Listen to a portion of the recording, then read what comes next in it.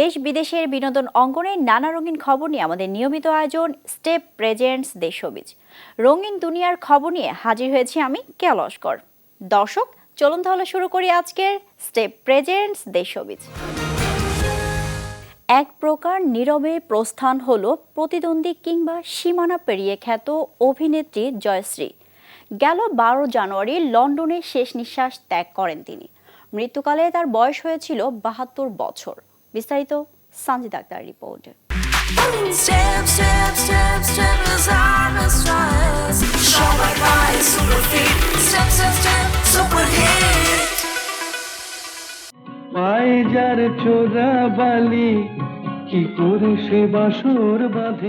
সত্যজিৎ রায়ের হাত ধরে চলচ্চিত্র জগতে পথ চলা শুরু তার।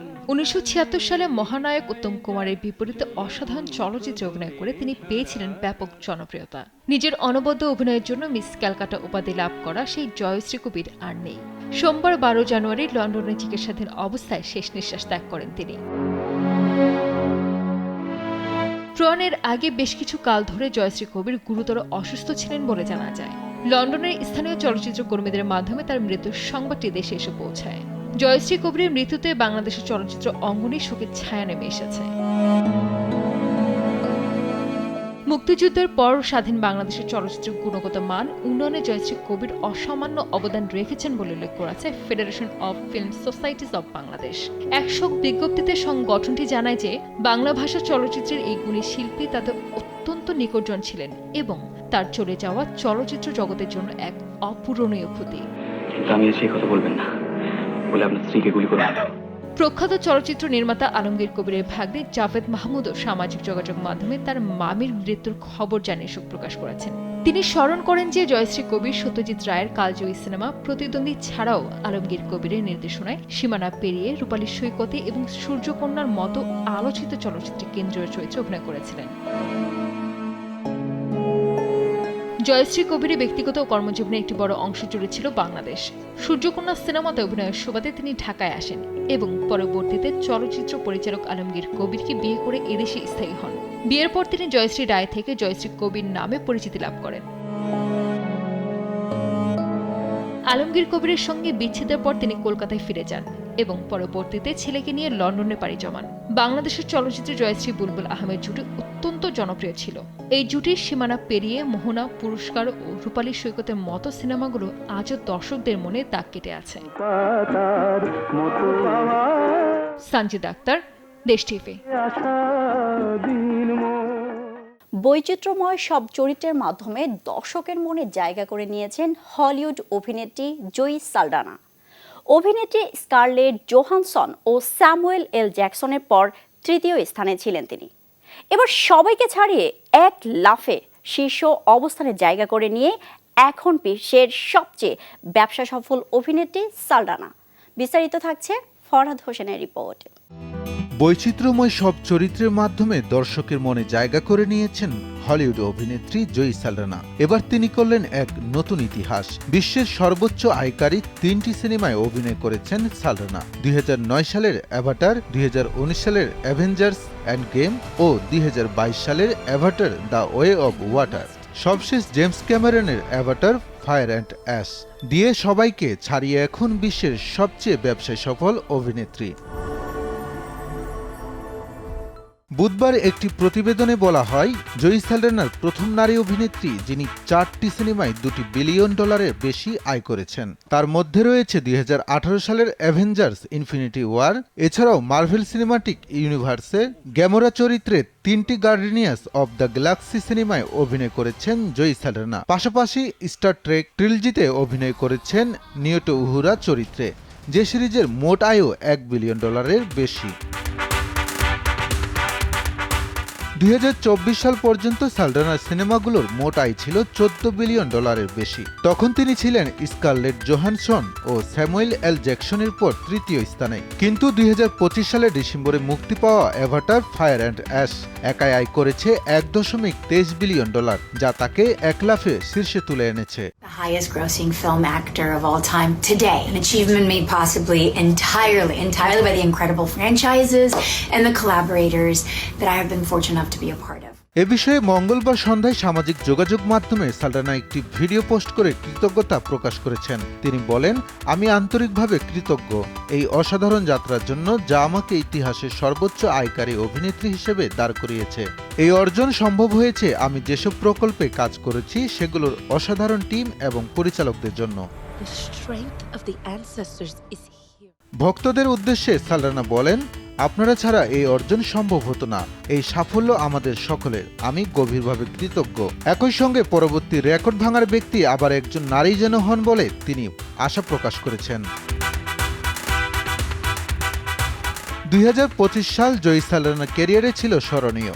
মার্চে অ্যামেলিয়া পেরেজ সিনেমার অভিনয়ের জন্য সেরা পার্শ্ব অভিনেত্রী হিসেবে অস্কার জিতেছেন। এর মাধ্যমে তিনি হন প্রথম ডোমিনিকান আমেরিকান অভিনেত্রী এবং একাডেমিক পুরস্কারও জিতেছেন।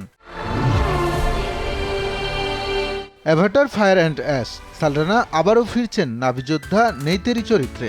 মানব থেকে নাভি হয়ে ওঠা নেতা জেক সালের সঙ্গে নেইতেরির সম্পর্কেই এই ফ্র্যাঞ্চাইজির মূল আবেগ।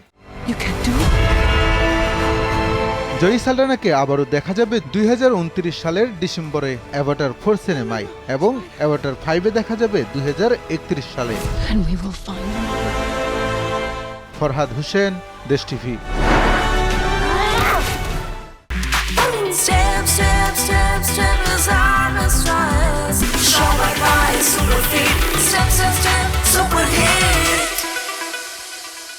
লেজর ভিত্তিক ছাত্র রাজনীতির বাস্তবতা নিয়ে political satire the university of Chankharpul চলচ্চিত্রটি গতকাল ঢাকা আন্তর্জাতিক চলচ্চিত্র উৎসবের 24তম আসরে প্রদর্শিত হয়েছে।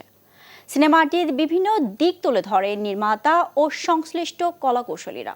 সেখান থেকে ঘুরে এসে বিস্তারিত জানাচ্ছেন ফরহাদ হোসেন। 2026 সালের 10 জানুয়ারি শুরু হয়েছে ঢাকা আন্তর্জাতিক চলচ্চিত্র উৎসবের 24তম আসর। এই আসরে অংশ নিয়েছে বিশ্বের 91টি দেশের মোট 245টি চলচ্চিত্র।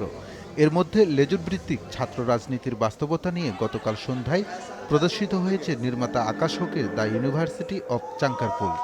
আমি ইউনিভার্সিটি অফ চাংখারপুল সরকারি দলের নেতা। সিনেমাটিতে উঠে এসেছে বিশ্ববিদ্যালয়ের ছাত্র রাজনীতির গল্প এবং তৃতীয় বিশ্বের এক সমাজে উচ্চ আকাঙ্ক্ষার বাজার ব্যবস্থার কথা, যেখানে তরুণদের স্বপ্ন দেখতে শেখানো হয়, আবার সেই স্বপ্নগুলোকে ক্ষমতার কাছে বাজিমাত রাখতে বাধ্য করা হয়। দ্য ইউনিভার্সিটি অব চাংখারপুল সিনেমাটির নির্মাতা বলেন, এই সিনেমায় বাংলাদেশের পাবলিক বিশ্ববিদ্যালয়ের কালচারকে কেন্দ্র করে নির্মাণ করা হয়েছে। এই সিনেমাটাতে মূলত আমরা একটু ভিন্ন ধরনের ভিজুয়াল ল্যাঙ্গুয়েজ নিয়ে কাজ করার চেষ্টা করেছি, যেখানে মূলত একদম অ্যাজ ইট ইজ রিয়েলিটিটাকে ওইভাবে তুলে এনে জাস্ট পর্দার সামনে উপস্থাপন করার একটা প্রচেষ্টা ছিল। এটাই এখানে হল কালচার, পলিটিক্যাল প্লট এবং ইউনিভার্সিটি লাইফস্টাইলের একটা দৃশ্য দেখা যাবে। সিনেমার কলাকুশলীরা বলেন, এই সিনেমাটি বিশ্ববিদ্যালয়ের গল্প। দর্শকেরা আজকে সিনেমাটি লুফে নিয়েছে। আমি তো এই চলচ্চিত্রে আসলে অন্যতম একজন অ্যান্টাগনিস্ট, মানে সোজা বাংলায় বললে ভিলেন, এই ধরনের রোল করেছি আর কি। সো আমি আমার অভিনয় নিয়ে যদি অনেস্টলি বলি, ব্যক্তিগতভাবে খুব একটা খুশি না, হয়তো আরও অনেক ভালো হতে পারে। ভেতরে বসার জায়গা নাই, পোলাপান হচ্ছে দাঁড়িয়ে সিনেমা দেখছে, বা সামনে যে জায়গাটা ওখানেও অনেকে বসে গিয়েছেন।